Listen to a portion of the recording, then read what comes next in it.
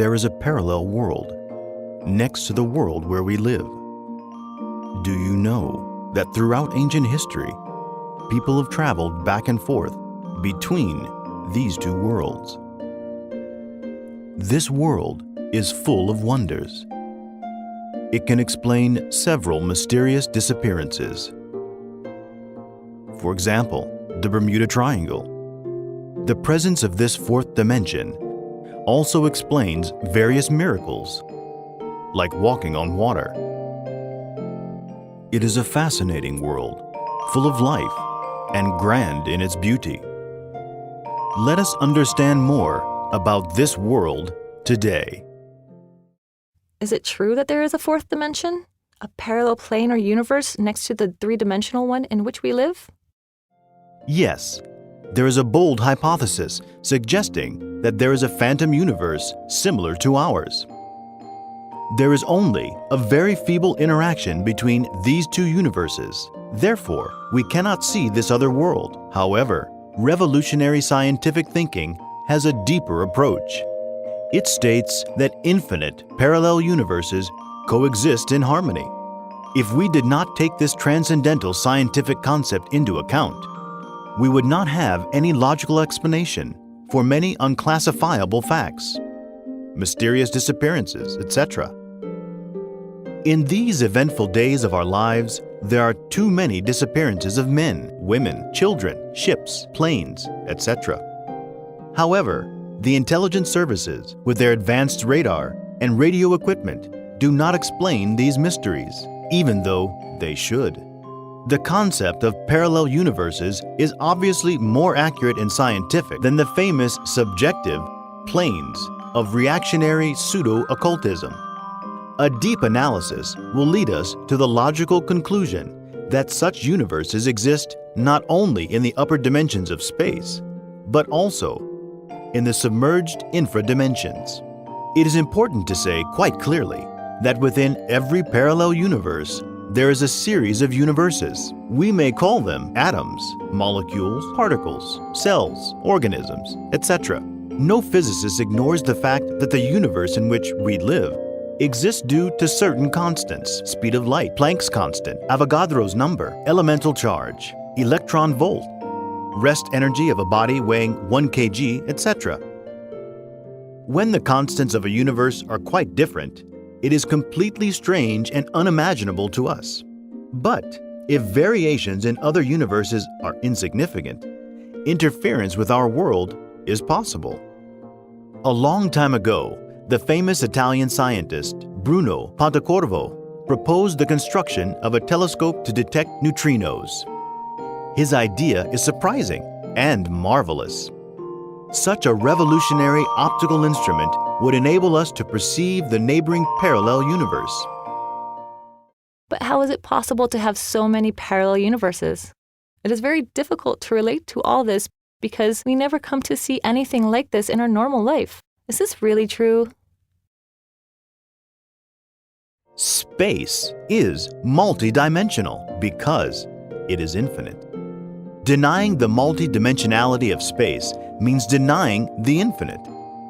The three-dimensionality of space is in reality a property of its reflection in our consciousness. The three-dimensionality of the world is simply the result of our own personal receptiveness.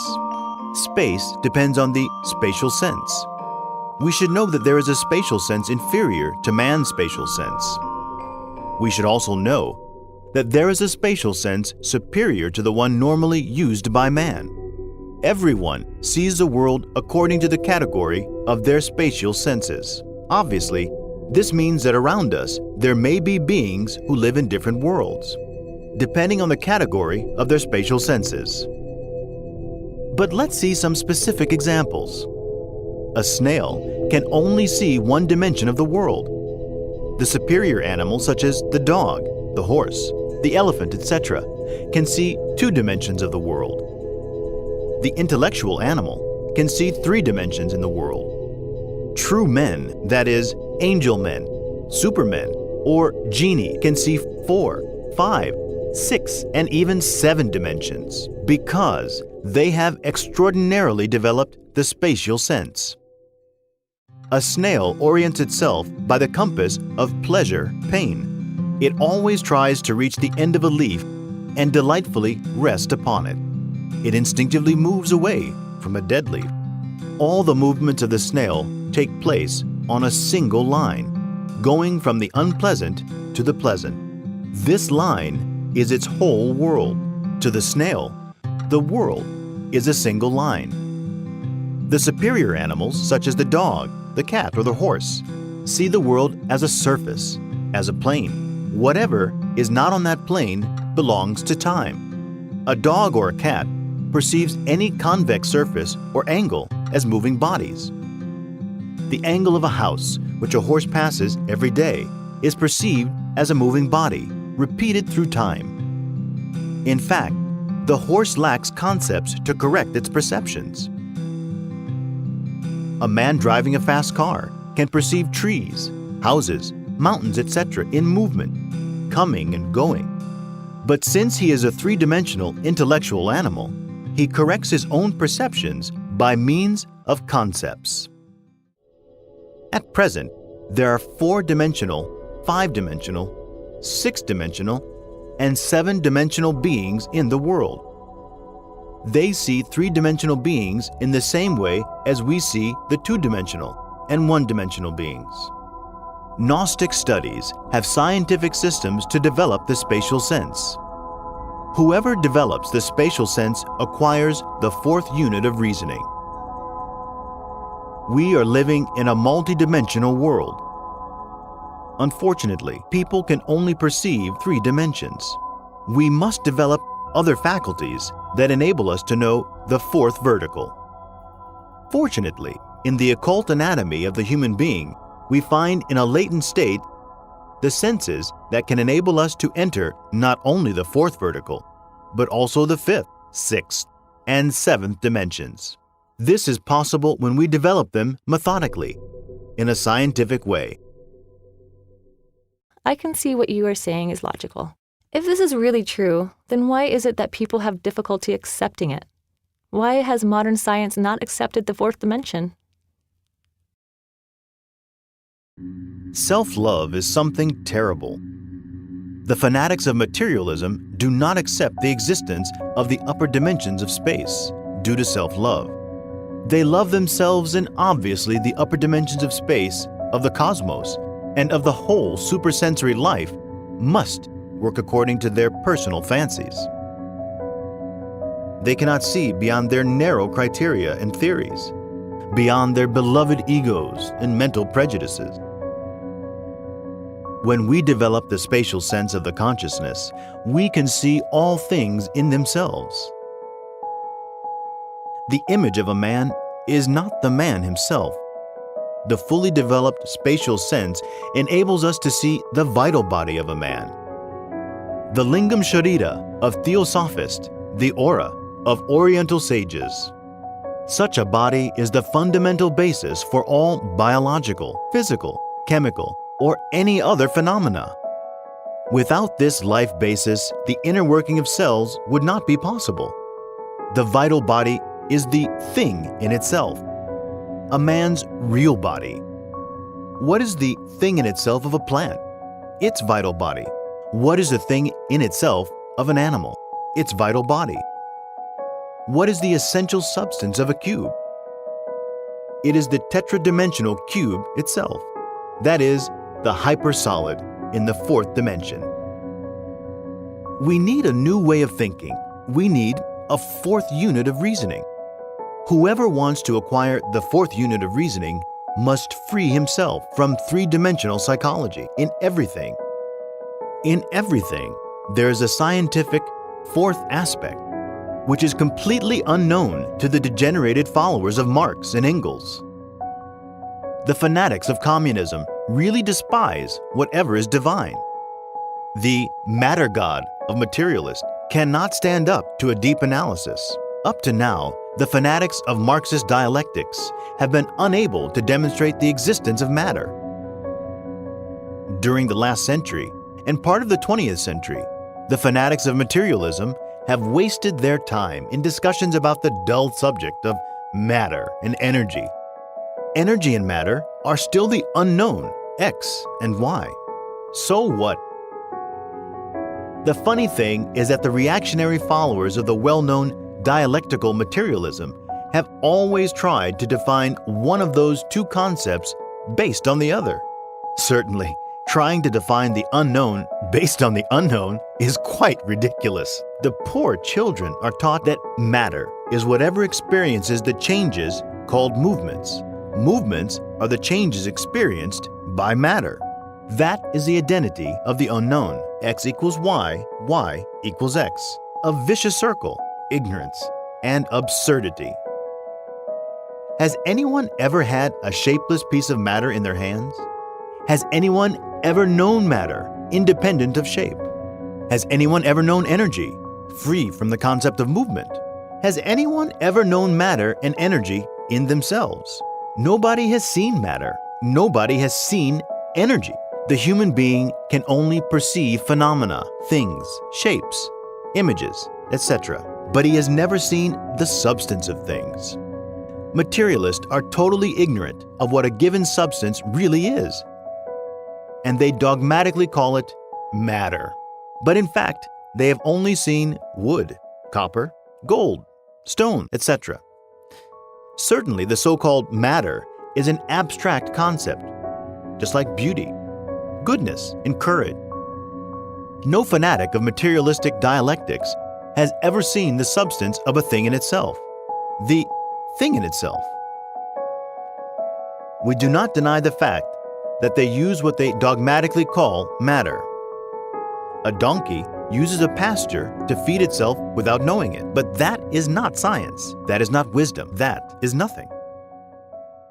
Can you please explain in more detail about the fourth dimension? Absolutely.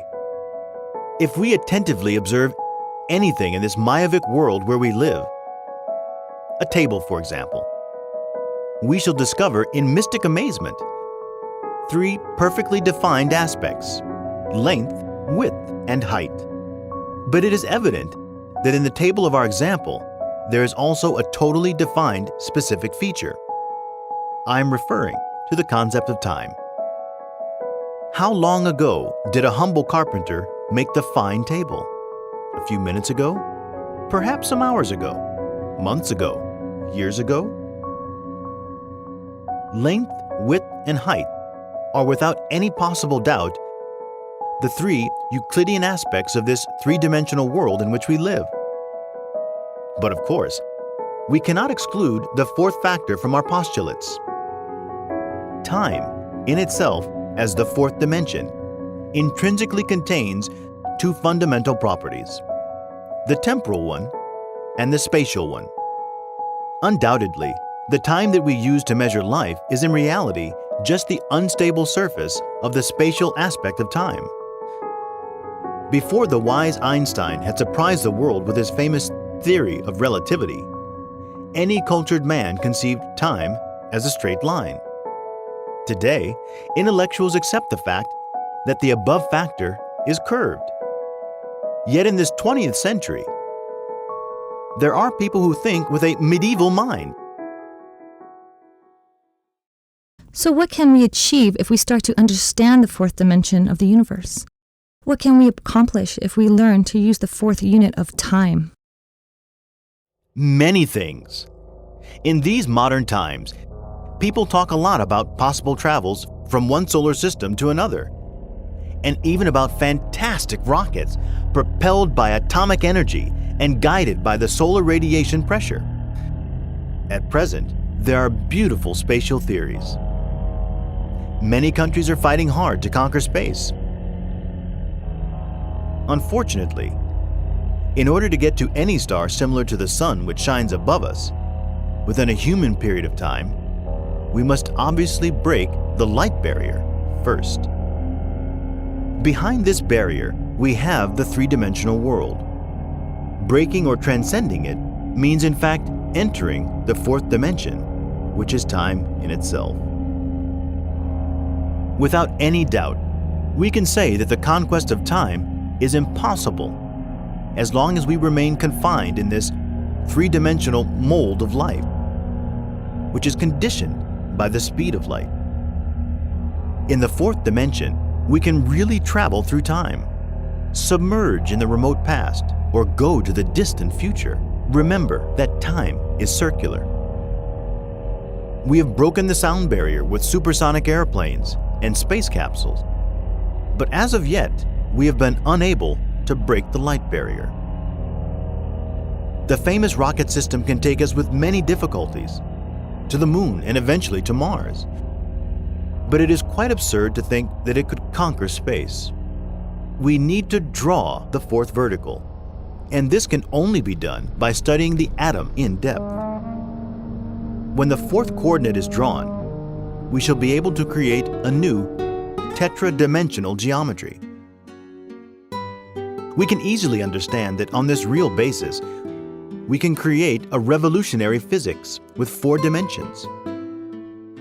Certainly, contemporary physics is regressive and reactionary. It is of no use to conquer space. It is old-fashioned and outdated. When we have a 4-dimensional revolutionary physics, we shall be able to make spacecrafts which can instantaneously break the light barrier.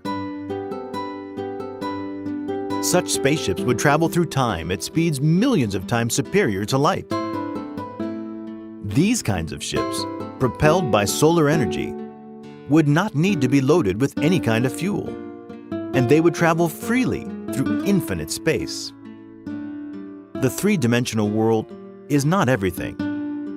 Certainly, it is just one leaf in the tree of life. Let us think of the fourth dimension. Let us revolutionize science. Could you please give us some historical accounts of events where there has been an interaction between the third dimension and the fourth dimension? Yes. Let's talk about the biblical Moses. According to tradition, he spoke to the attentive Jewish crowds on Mount Nebo. His face shone tremendously in front of the whole Hebrew people. He disappeared right before their eyes. His corpse was never found. Obviously, Moses had been able to enter the promised land with his physical body. What does Gnosis want? To show you the way that leads to the earthly paradise, so that you can go there whenever you want to. That is why I have come here tonight to speak to you very frankly. If you want the truth, we shall give it to you. But first of all, we must be sincere with ourselves. We must work hard. Undoubtedly, the fourth coordinate is the very hyperspace of hypergeometry, which makes it possible to perform supernatural deeds, such as the disappearance or appearance of a body in the three-dimensional space of Euclid, or taking an object out of a hermetically sealed box.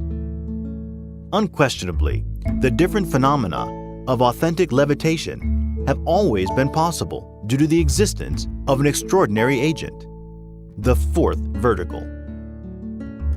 It is opportune to say that mystic levitation is an uncommon rising of the physical body above the ground. There are several anchorites who levitated in front of different people. There are people who can invoke or call the body when they are outside the physical body, even when they are very far from it.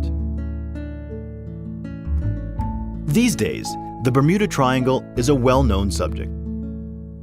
More than 100 ships have been swallowed by the fourth vertical in the Bermuda Triangle.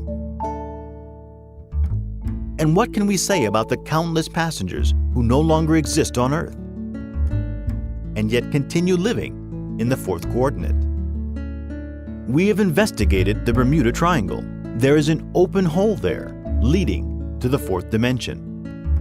One day, mankind will know this secret, the key that exists in the Bermuda Triangle. As time goes by, science will very well find the fourth dimension.